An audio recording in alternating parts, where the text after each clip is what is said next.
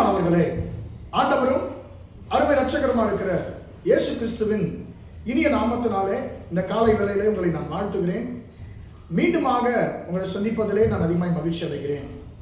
அன்பானவர்களே, ரோமர் 8ஆம் அதிகாரம் 28ஆம் வசனம் இப்படியாக சொல்லுகிறது, அன்றியும் அவருடைய தீர்மானத்தின்படி அழைக்கப்பட்டவர்களாய் தேவனிடத்தில் அன்பு கூறுகிறவர்களுக்கு சகலமும் நன்மைக்கு ஏதுவாக நடக்கிறது என்று அறிந்திருக்கிறோம் என்று சொல்லி வார்த்தை சொல்லுகிறது.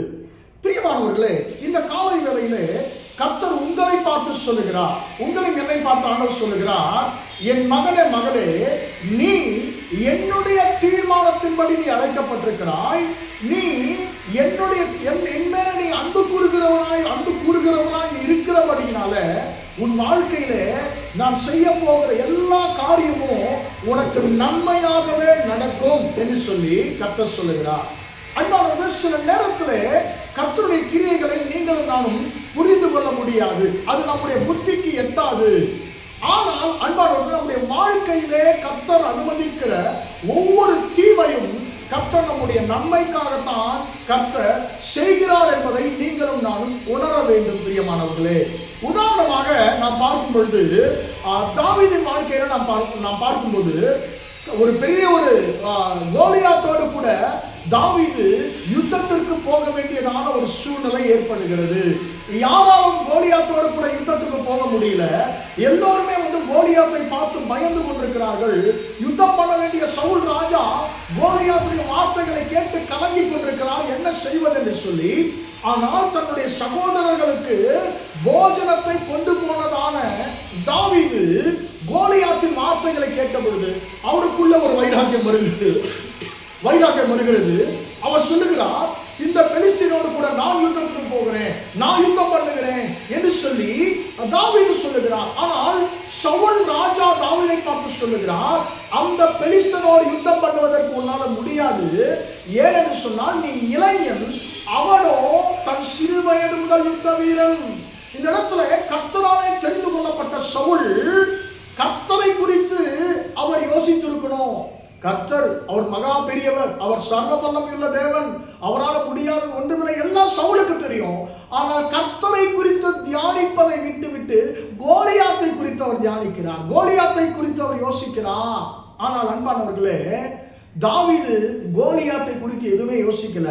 அவர் கர்த்தரை எப்பொழுதுமே அவர் தியானித்துக் கொண்டிருக்கிறவராக இருந்தார். தனக்குள்ளே இருக்கக்கூடிய கர்த்தர் கோலியாத்தை பார்க்கிலும் பல மடங்கு பெரியவர், சர்வ வல்லமை உள்ளவர் என்பதை தாவீது அறிந்தபடினாலே தாவீது யுத்தத்துக்கு போகிறார். கோலியாத்தோடு கூட ஒரே ஒரு காரியத்தை அவர் சொல்லுகிறார், நீ பட்டயத்தோடும் ஈட்டியோடும் வருகிறாய், நானோ என்னுடைய தேவனுடைய நாமத்தினால வருகிறேன். நீ நிந்தித்த இஸ்ரவேலின் ராணுவங்களின் தேவனாகிய சேனையுடைய கர்த்தரின் நாமத்தினாலே நான் இடத்துல வருகிறேன். இந்த யுத்தம் என்னுடையது அல்ல, இந்த யுத்தம் கர்த்தருடையது. கோலியாத்தே, நான் உன்னோடு கூட யுத்தத்துக்கு வருகிறேன், ஆனால் யுத்தத்தை பண்ணுகிறவர் என்னுடைய தேவன் தான் என்று சொல்லி அவர் கர்த்தரை முன்பாக வைத்து யுத்தத்திற்கு போனபடியினாலே எனக்கு அன்பானவர்களே, ஒரு மிகப்பெரிய ஒரு ஜெயத்தை கர்த்தர் தாவீதுக்கு கொடுத்தார். ஆனா எல்லாம் என்ன சொல்றாங்க, இந்த தாவீதுக்கு தேவையில்லாத வேலை தானே இது. ஆடு மேய்க்கிற ஒரு சின்ன பையன், ஆடு மேய்க்கக்கூடிய ஒரு சிறுவன் அவ்வளோ பெரிய ஒரு யுத்த வீரனோடு கூட யுத்தத்துக்கு போகிறானே, ஐயோ என்ன ஆக போகுது என்று சொல்லி எல்லாரும் யோசித்தாங்க.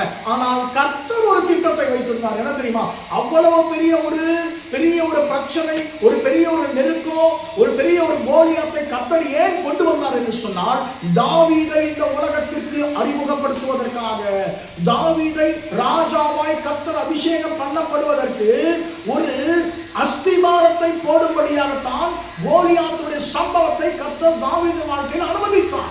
என்ன நடந்தது, கோலியாத்தை தாவீது ஒரே கல்லினால ஒரு கவலையினால சர்வ சாதாரணமாக கொண்டு விட்டார்.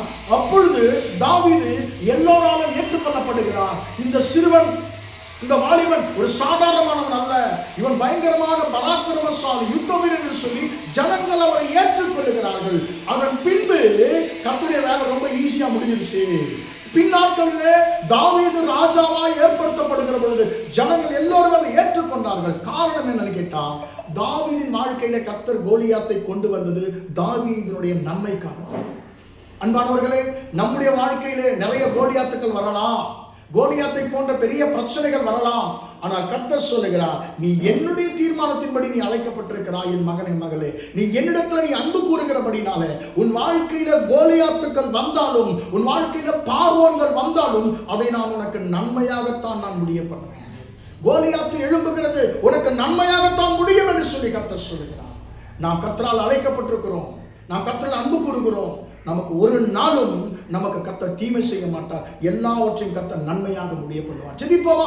இரக்கமுள்ள தகப்பனே, உம்மை நன்றியோடு துதிக்கிறோம், ஸ்தோத்திரிக்கிறோம். இம்மட்டுமாக இந்த வார்த்தைகளை கேட்ட உம்முடைய பிள்ளைகளை ஆசீர்வதியும் ஆண்டவரே. அன்றையும் அவருடைய தீர்மானத்தின்படி அழைக்கப்பட்டவர்களாய் தேவனிடத்தில் அன்பு கூறுகிறவர்களுக்கு சகலமும் நன்மைக்கு ஏதுவாய் நடக்கிற அந்த வார்த்தையின்படி இயேசுவின் நாமத்தினாலே ஆண்டவரே, உம்முடைய பிள்ளைகளுக்கு ஆண்டவரே வருகிற தீமைகள் எல்லாவற்றையும் ஆண்டவரே நீ நன்மையாய் முடிய பண்ணுவீராக. இயேசு நாமத்தினாலே இந்த வார்த்தைகளை கேட்கிற உம்முடைய பிள்ளைகள் ஒவ்வொருடைய வாழ்க்கையிலும் உம்முடைய கரம் கூட இருந்து ஜெயத்தை கொடுக்கட்டும் என்று இயேசு நாமத்தில் ஒப்பு கொடுத்து ஜெபிக்கிறேன் ஜீவனுள்ள நல்ல பிதாவே. ஆமென், ஆமென். பிரியமானவர்களே, கர்த்தர் உங்களை ஆசீர்வதிப்பார். Praise the Lord, praise the Lord, praise the Lord.